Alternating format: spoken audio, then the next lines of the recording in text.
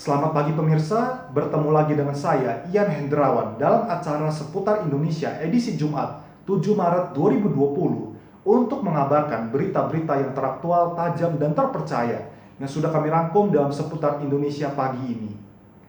Keterlibatan Ashifa dalam pembunuhan Ade Sarah Angelina Suroto ternyata tidak hanya memancing korban untuk menemui mantan kekasihnya, Hafiz. Ashifa pun ikut menyiksa dan membunuh mahasiswi Universitas Budi Mulia itu. Motif pelaku wanita yang berusia sebaya dengan pelaku Hafiz dan korban itu terungkap berdasarkan pemeriksaan sementara yang dilakukan pihak kepolisian pada malam ini. Pelaku sendiri ditangkap 1 jam sesudah Hafiz ditangkap kepolisian saat melayat jenazah di RS Cipto Mangunkusumo, Salemba, Jakarta Pusat.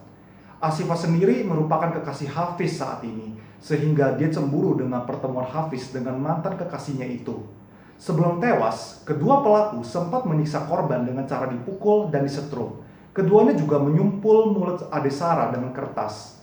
Nahasnya, sumpahan kertas itu yang membuat Ade Sarah tersedak dan tidak bisa bernafas hingga akhirnya tewas.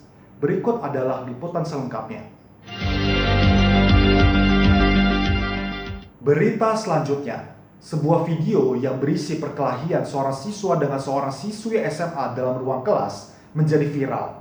Perkelahian mereka menjadi tontonan teman-teman sekelasnya, dan siswi yang terlibat perkelahian sampai harus menjalani perawatan di rumah sakit. Dalam video ini, terlihat 2 orang siswa dan siswi terlibat perkelahian dalam ruang kelas. Perkelahian terjadi antara siswa dengan inisial SR dan siswi dengan inisial MH. Keduanya merupakan teman satu kelas di SMA Negeri 4 Kota Parepare, Sulawesi Selatan.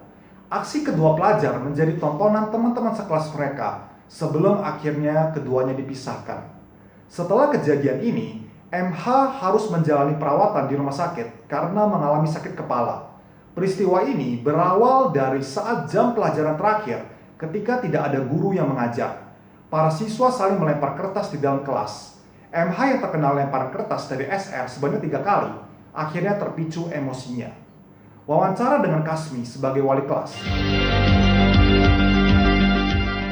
Berita selanjutnya, Sofyan, seorang sopir bus Laksamana yang ditetapkan sebagai tersangka karena dianggap lalai sehingga menyebabkan terjadinya kecelakaan yang menyebabkan korban tewas dan luka-luka tersebut masih diperiksa secara intensif oleh petugas Polsek Indramayu. Pria berumur 23 tahun itu juga mengalami luka-luka di bagian kepalanya. Saat disidik petugas, wajah Sofyan masih penuh dengan darah. Pemuda itu mengaku mengantuk dan kelelahan, sedangkan bus yang dibawanya tidak menyediakan sopir cadangan. Sementara itu, 6 jasad korban bus Laksamana yang terjun dan terbakar di jurang Luwu Brata masih berada di kamar jenazah Rumah Sakit Imarano, Kota Palopo, Kabupaten Luwu Barat.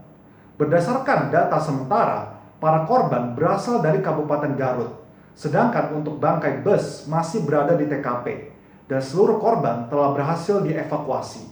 Berikut adalah liputannya. Berita tadi sekaligus menutup acara seputar Indonesia siang ini. Saya Ian Hendrawan mengucapkan terima kasih dan sampai jumpa.